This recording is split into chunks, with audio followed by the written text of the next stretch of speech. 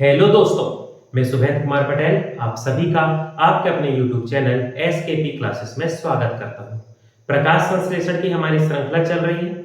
उसमें पिछली वीडियो में हमने पढ़ा था कि विस्तरण और परासरण क्या होता है, क्या उसकी डेफिनेशन है, डेली लाइफ में हम उन्हें कहाँ देखते हैं, डिफ्यूजन और ऑस्मोसिस। आज उसी प्रक्रिया को आगे बढ़ाते हुए आज हम पढ़ेंगे रिडक्शन। रिडक्शन या जिसे कहा जाता है अपचयन।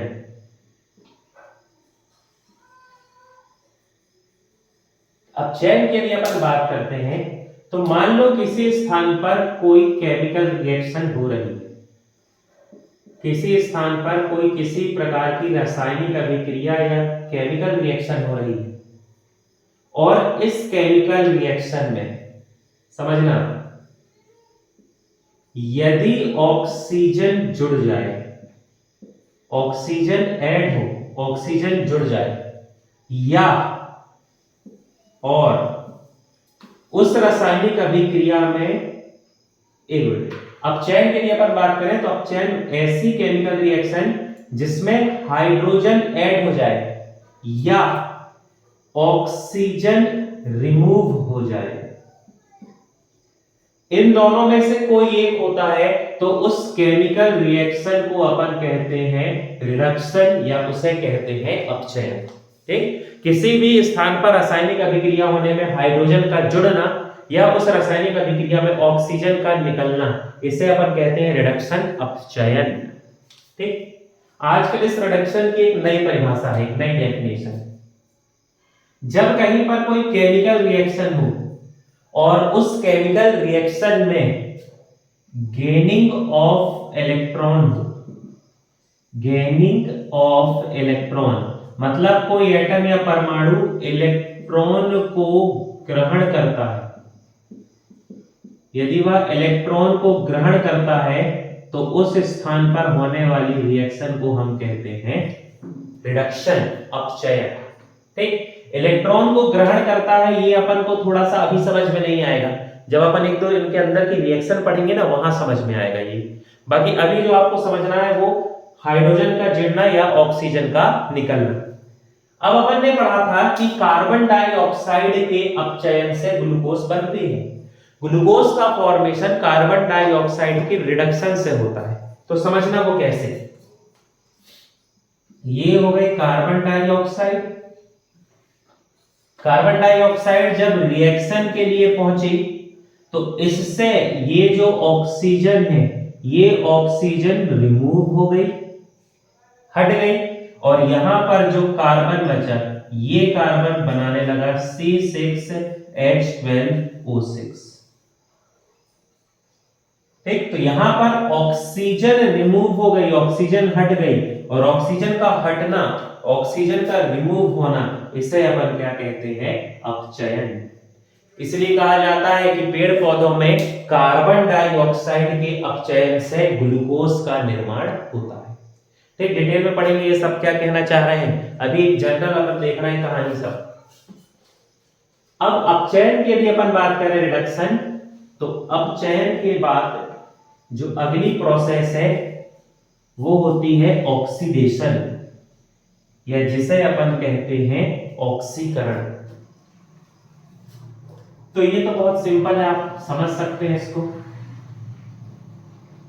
ऑक्सीडेशन या जिसे अपन कहते हैं ऑक्सीकरण। ऑक्सीकरण का मतलब नाम से ही समझ रहे हैं आप। मान लो कहीं पर कोई केमिकल रिएक्शन हो रही है, किसी प्रकार की कोई रासायनिक अभिक्रिया हो रही है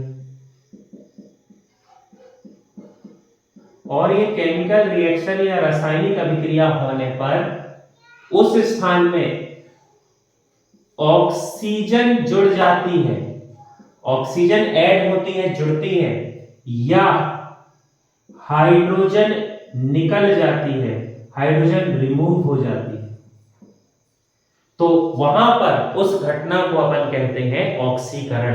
देखो नाम ही है ऑक्सीकरण, मतलब ऑक्सीजन का जुड़ना, ऑक्सीकरण। और जब ऑक्सीजन जुड़ रही है तो हाइड्रोजन क्या हो जाएगी, रिमूव हो जाएगी, या हाइड्रोजन यहां से क्या हो जाएगी, निकल जाएगी, हाइड्रोजन का निकलना।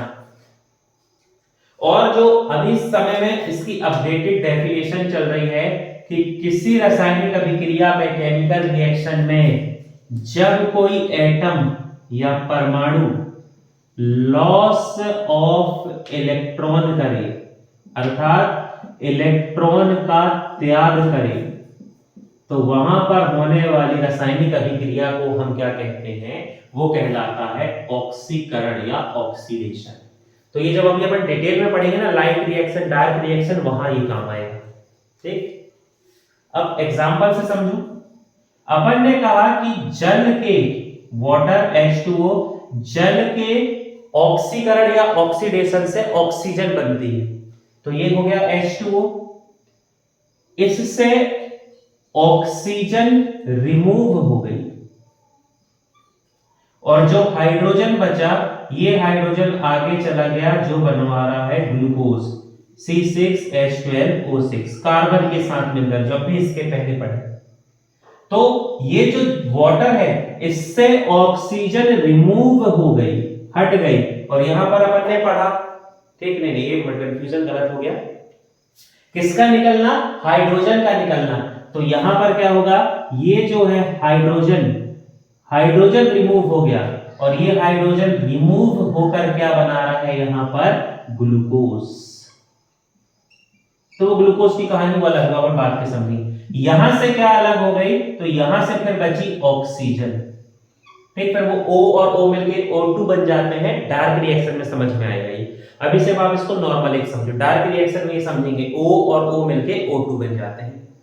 ठीक, तो जब किसी केमिकल रिएक्शन में ऑक्सीजन जुड़े या हाइड्रोजन निकले तो उसे अपन कहते हैं ऑक्सीडेशन। और जल के ऑक्सीडेशन या ऑक्सीकरण से पेड़ पौधों में निर्माण होता है ऑक्सीजन का। ठीक, ये बेसिक है ना, इतना सिंपल नहीं होता है, लेकिन अभी बेसिक समझना अपन को, इसीलिए जो साइंस बैकग्राउंड के नहीं है वो थोड़ा सा समझ सके, है ना। एकदम से यदि अपन बहुत कठिन शब्द बोलने लगेंगे तो साइंस बैकग्राउंड वाले तो ठीक है, पर नॉन साइंस वाले के साथ थोड़ा गड़बड़ हो जाएगा, इसलिए अपन बेसिक लेके चल रहे हैं। देखो, एक शब्द आता है, आपने एक शब्द सुना होगा, रेडॉक्स रिएक्शन। रेडॉक्स ये दो शब्दों से मिलकर बना है, RED और OX। तो RED जो है ये रिप्रेजेंट करता है रिडक्शन, और OXI प्रेजेंट करता है ऑक्सीडेशन।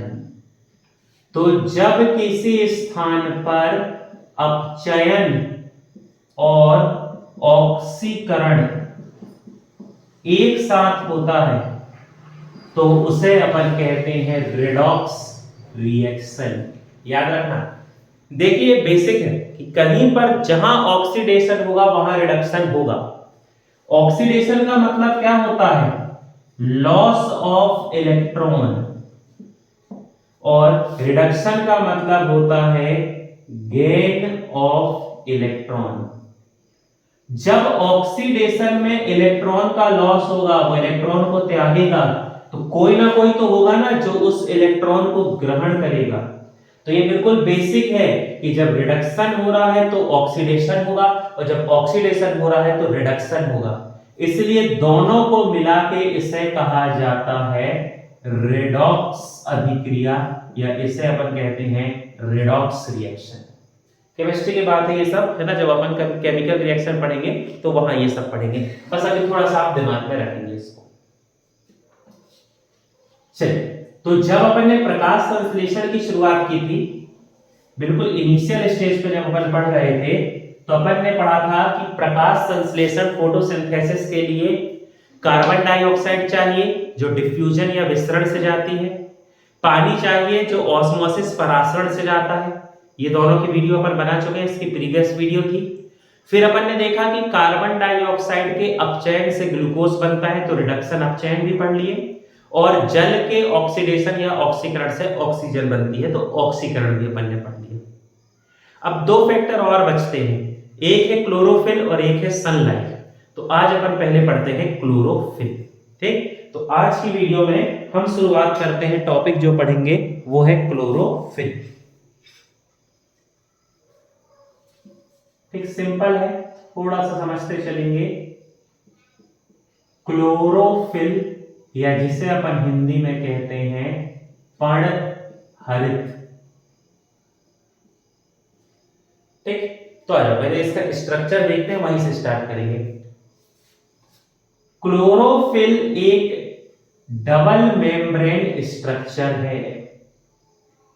क्लोरोफिल जैसे माइटोकॉन्ड्रिया होता ना, वैसे ये भी दोहरी झिल्ली संरचना है। ये जो है ये इसकी कहलाएगी आउटर मेम्ब्रेन, बाहरी झिल्ली, और ये इसकी कहलाएगी इनर मेम्ब्रेन, आंतरिक झिल्ली। इस क्लोरोफिल में बहुत सारे ऐसे डिस्क शेप स्ट्रक्चर होते हैं जो कि एक दूसरे के साथ जुड़े होते हैं। बहुत सारे होते हैं, पर अब एक दो चार बना रहे हैं समझने के लिए। ये बहुत सारे ऐसे लंबे यहां वहां चारों तरफ से ऐसे जुड़े होते हैं।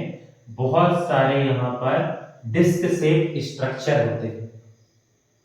ये जो डिस्क शेप स्ट्रक्चर है तवे के समान संरचनाएं हैं।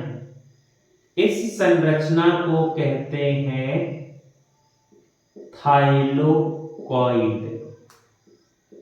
शब्द समझेंगे, एक है तो वो कहलाता है थाइलोकॉइड। एक, ये मान लो सिर्फ एक की बात करें, जो अपन 1 2 3 4 5 6 7 8 9 जो 10 बनाएंगे ना, तो एक यदि अपन बात करें तो वो थाइलोकॉइड होता है। और एक क्लोरोफिल में लगभग 60 से 64 थाइलोकॉइड्स होते हैं। ठीक, जो अपन 10 बनाए लगभग 60 से 64 होते हैं। यदि एक है तो थाइलोकॉइड कहलाता है, और इनका जो पूरा ग्रुप है उस ग्रुप को कहते हैं ग्रेनम। ये ग्रुप कहलाता है ग्रेनम। मतलब ग्रेनम का मतलब क्या आप कह सकते हैं, ग्रेनम जो है ये है थाइलोकॉइड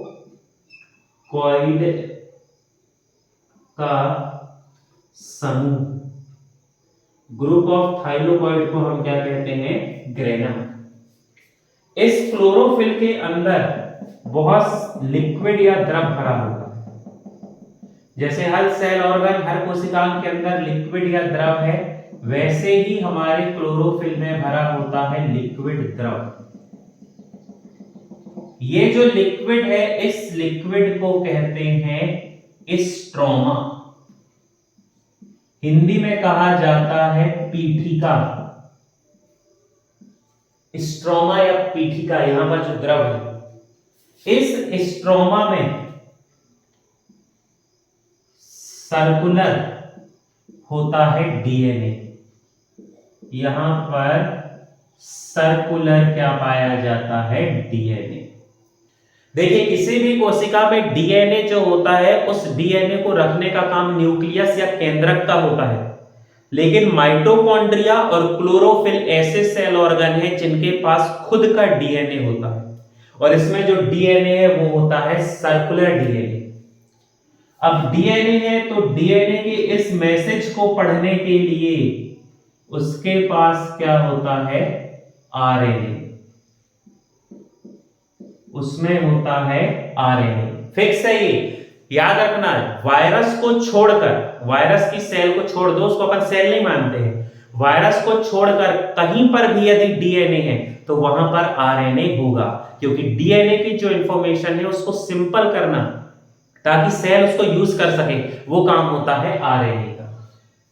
और जहां आरएनए है वहां पर होगा राइबोसोम। तो यहां पर है इसका राइबोसोम। माइटोकॉन्ड्रिया, क्लोरोफिल, बैक्टीरिया, इन सभी में 70S टाइप का पाया जाता है राइबोसोम।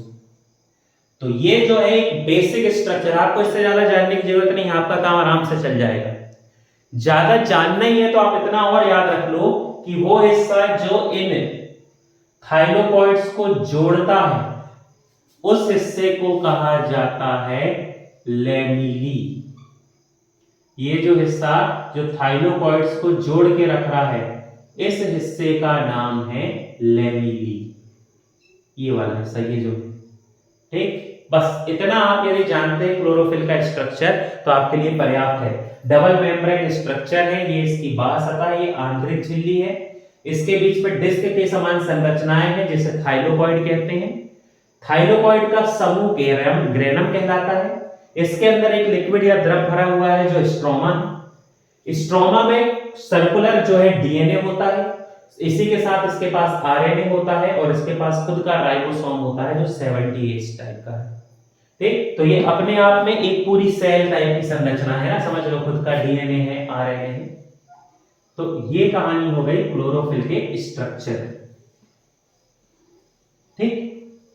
क्लोरोफिल का स्ट्रक्चर है। अब इसको और थोड़ा सा डिटेल में पढ़ेंगे क्योंकि अपना टॉपिक है ना फोटोसिंथेसिस, तो इसको थोड़ी डिटेल में अपन पढ़ेंगे, ठीक। तो देखिए, यदि अपन बात करें क्लोरोफिल की तो क्लोरोफिल की खोज जिस साइंटिस्ट ने की है उनका नाम है पेरी जोसेफ।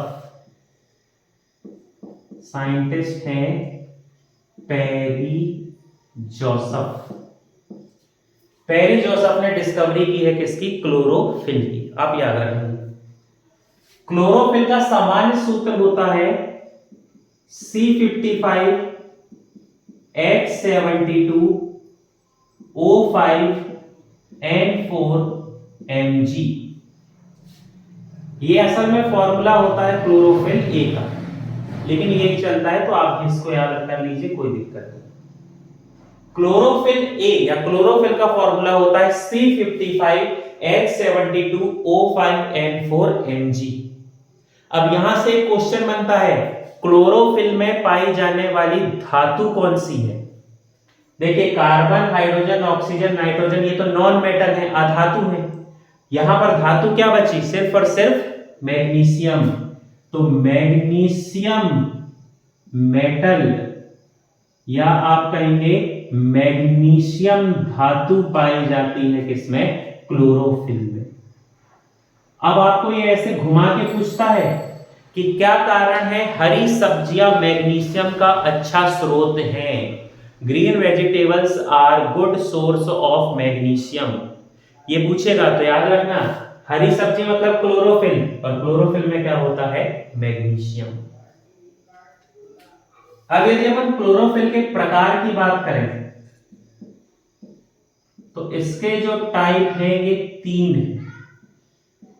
अंदर तो फिर इसके बहुत सारे प्रकार होते हैं, पर यदि अपन बेसिक की बात करें तो बेसिक जो है ये 3 प्रकार के होते हैं। पहला जो प्रकार है इसे कहते हैं क्लोरोफिल। पहले प्रकार में आपको दिक्कत नहीं जाएगी, ये कहलाता है पर्णहरित, या इसको अपन कहते हैं क्लोरोफिल। दूसरा जो प्रकार है वो कहलाता है कैरिटोनॉइड।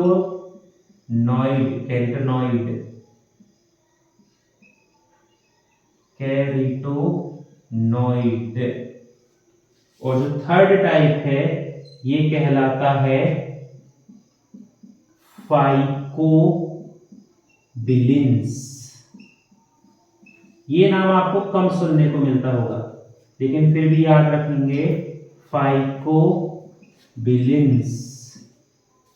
तो हमारे मतलब जब भी हम बात करेंगे क्लोरोफिल की तो क्लोरोफिल 3 टाइप के होते हैं, ठीक। एक हो गया क्लोरोफिल, दूसरा हो गया कैरोटीनॉइड, और तीसरा हो गया फाइकोबिलिन्स, ठीक। थोड़ा थोड़ा इनको अपन देख लेते हैं क्या होते हैं, कहां पाए जाते हैं, क्योंकि फोटोसिंथेसिस ही पढ़ रहे हैं तो डिटेल में पढ़ना पड़ेगा इनको, ठीक। बहुत डिटेल नहीं है लेकिन हाँ थोड़ा पढ़ना पड़ेगा। तो ये टाइप्स को अपन देखते हैं।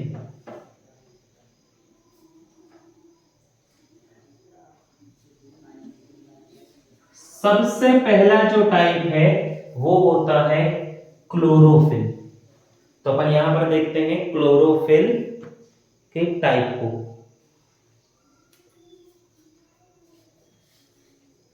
पहला है क्लोरोफिल, या जिसे अपन कहते हैं पर्णहरित। अब क्लोरोफिल के अंदर अलग अलग टाइप होते हैं। जैसे पहला होता है क्लोरोफिल ए, फिर होता है क्लोरोफिल बी, फिर होता है क्लोरोफिल सी, फिर है क्लोरोफिल डी, और फिर होता है क्लोरोफिल ई। और हम चल रहे हैं धीरे धीरे। यदि अपन क्लोरोफिल ए की बात करें तो ये जो क्लोरोफिल ए है ये नीला रंग, पत्तियों को कभी आप देखो और पत्ती आपको नीली कलर की दिखाई दे तो समझ जाना कि उसमें क्या होता है, क्लोरोफिल।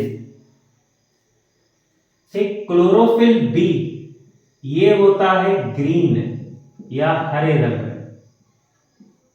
हरे रंग की पत्तियां जो आपको सबसे ज्यादा देखने को मिल रही हैं, उन सभी पत्तियों में क्या होता है, क्लोरोफिल बी।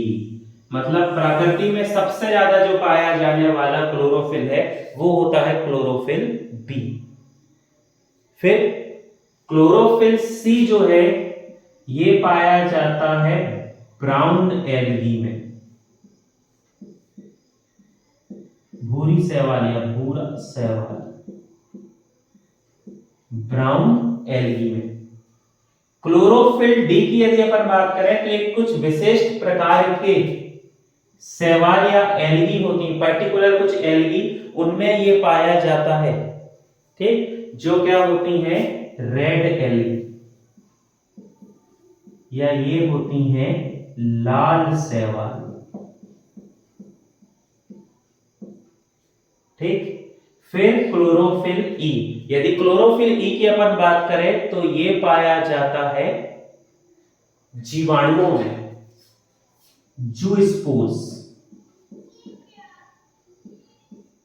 ये किनमें होता है, बीजाणुओं में। जूस्पोर्स जो होते हैं ना उनमें पाया जाता है। जूस्पोर्स अब अभी समझ में नहीं आएगा, प्लांट किंगडम में समझ में आएगा। तो यहां पर आपको मेजर याद रखना है क्लोरोफिल डी, क्योंकि ये किसमें पाया जाता है, लाल शैवाल में। इसके अलावा और क्लोरोफिल के प्रकार होते हैं पर वो सिंपल है, उनको याद करना। जैसे एक होता है बैक्टीरियल क्लोरोफिल। तो नाम से ही आप समझ गए, बैक्टीरियल क्लोरोफिल मतलब ये किसमें पाया जाता है, बैक्टीरिया में। बैक्टीरिया या जिसे अपन कहते हैं जीवाणु, बैक्टीरियल क्लोरोफिल। ठीक, नाम है तो कोई दिक्कत ही नहीं है। फिर होता है bacterial chlorophyll B. Bacterial chlorophyll B जो है ये पाया जाता है पर्पल बैक्टीरिया में, पर्पल बैक्टीरिया। ठीक, ये पर्पल बैक्टीरिया जो होते हैं ना, ये सब इनके पास एक स्पेसिफिक टाइप के पिगमेंट होते हैं। उन पिगमेंट का यूज करके ये जो बैक्टीरिया है अपने लिए C6H12O6 बना लेते हैं। अब फोटोसिंथेसिस जब पढ़ेंगे तो उसके टाइप में लास्ट में इस पे अपन थोड़ा सा डिस्कशन करते हैं कि ये क्या होते हैं, कैसे होते हैं। ठीक, और एक और प्रकार होता है जिसे कहते हैं अपन क्लोरोबियम। क्लोरोबियम, क्लोरोबियम क्लोरोफिल, ये इंपॉर्टेंट है। तो ये पाया जाता है ग्रीन बैक्टीरिया। ठीक, ये हरे जीवाणु में पाया जाता है। बैक्टीरियल क्लोरोफिल, या आप इसे कह सकते हैं बैक्टीरियल क्लोरोफिल ए, ये नॉर्मल बैक्टीरिया में होता है। बैक्टीरियल क्लोरोफिल बी, ये पर्पल बैक्टीरियल में पाया जाता है, बैक्टीरिया में। और क्लोरोबियम, लिख ही दे नाम पर्टिकुलर, क्लोरोबियम। तो क्लोरोबियम नाम का क्लोरोफिल जो है ये होता है ग्रीन बैक्टीरिया में, या ये पाया जाता है हरे जीवाणु में। ठीक, तो ये कहानी हो गई किसकी, क्लोरोफिल की। नाम याद रखना है आपको, कहां पाया जाता है, बस इससे ज्यादा बहुत परेशान नहीं होना है कि क्या है, कैसा है, क्या कहानी, बहुत ज्यादा चिंतित नहीं होना। रही बात ये पर्पल बैक्टीरिया और ग्रीन बैक्टीरिया, तो ये अपन पढ़ेंगे आगे चल के। अब यदि अपन बात करें तो इसका दूसरा प्रकार होता है कैरिटोनॉइड।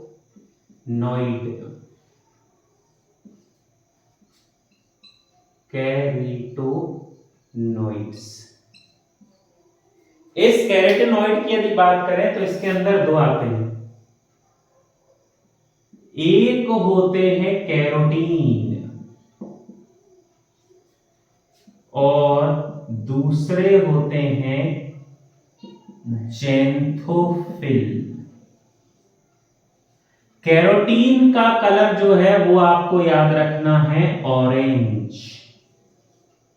ठीक, गाजर कैरोटीन कैरेट है ना, तो कैरोटीन ऑरेंज, रेड और पिंक।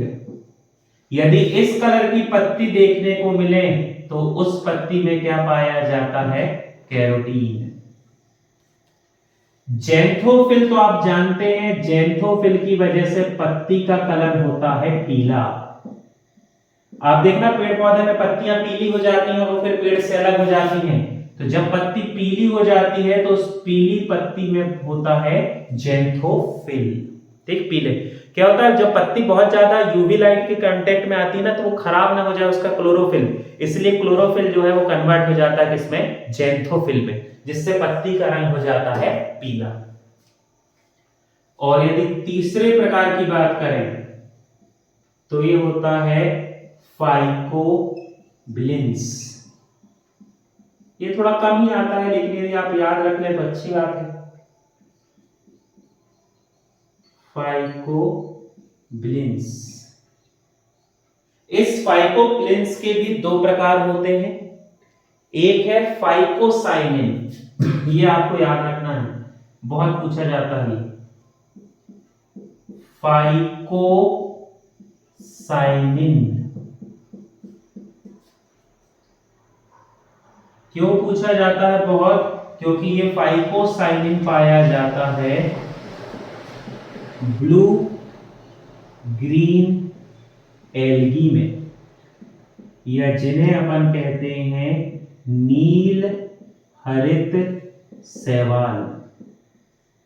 ब्लू ग्रीन एल्गी बहुत आता है ये, फाइकोसाइनिन, फाइकोसाइनिन, फाइकोसाइनिन, रट लो इसको। नील हरित शैवाल, या जिन्हें अपन साइनोबैक्टीरिया कहते हैं, जो थोड़ा साइंस पढ़ते हैं वो जानते होंगे, इसका एक और नाम है साइनोबैक्टीरिया। तो इस साइनोबैक्टीरिया या नील हरित शैवाल में क्या पाया जाता है, तो ये होता है फाइकोसाइनिन। और इसके बाद एक और होता है जिसका नाम है फाइको एरिथ्रिन। फाइको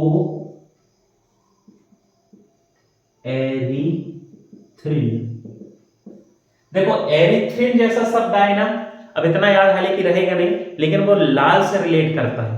जैसे आपको यदि याद हो तो आरबीसी जो है, रेड ब्लड कॉर्पसल्स, लाल रक्त कणिकाएं, उनका केमिकल नेम है एरिथ्रोसाइट। तो एरिथ्रो आ गया ना, तो ये जो एरिथ्रो टर्म है ये लाल से रिलेटेड है। तो फाइको एरिथ्रिन पाया जाता है रेड एल्गी में, या ये पाया जाता है किसमें, लाल शैवाल। आपने रेड सी सुना होगा ना, लाल सागर, तो लाल सागर लाल दिखता है क्योंकि उसमें बहुत सारी लाल कलर की शैवाल होती हैं। वो जो लाल रंग की शैवाल होती है उन सभी शैवाल के अंदर फाइकोएरिथ्रिन होता है। नाम अलग अलग है शैवाल के, लेकिन सबके अंदर फाइकोएरिथ्रिन होता है। इसी वजह से हमें रेड सी या लाल सागर दिखाई देता है। जो नहीं सुने वो गूगल में इमेज जाके देखना, पूरा लाल दिखता है क्योंकि उसमें बहुत सारी शैवाल है लाल कलर की। और जो लाल शैवाल है वो लाल है क्योंकि उनमें है फाइकोएरिथ्रिन। और फाइकोएरिथ्रिन जो है क्या है, एक प्रकार है क्लोरोफिल का जिसका नाम है फाइकोब्लिन्स। ठीक, तो ये जो है मेजर टाइप हो गए क्लोरोफिल के। आपको इतने ही टाइप क्लोरोफिल के याद रखना है, बाकी काम अपन धीरे धीरे प्रोसेस पढ़ेंगे। इसी प्रकार और चैनल से संबंधित जानकारी के लिए आप हमारे चैनल से जुड़े रहें। आपको यदि किसी प्रकार का डाउट है, आप कुछ पूछना चाहते हैं तो आप कमेंट सेक्शन में पूछ सकते हैं। हमारे चैनल से जुड़ने के लिए आप सभी का बहुत बहुत धन्यवाद।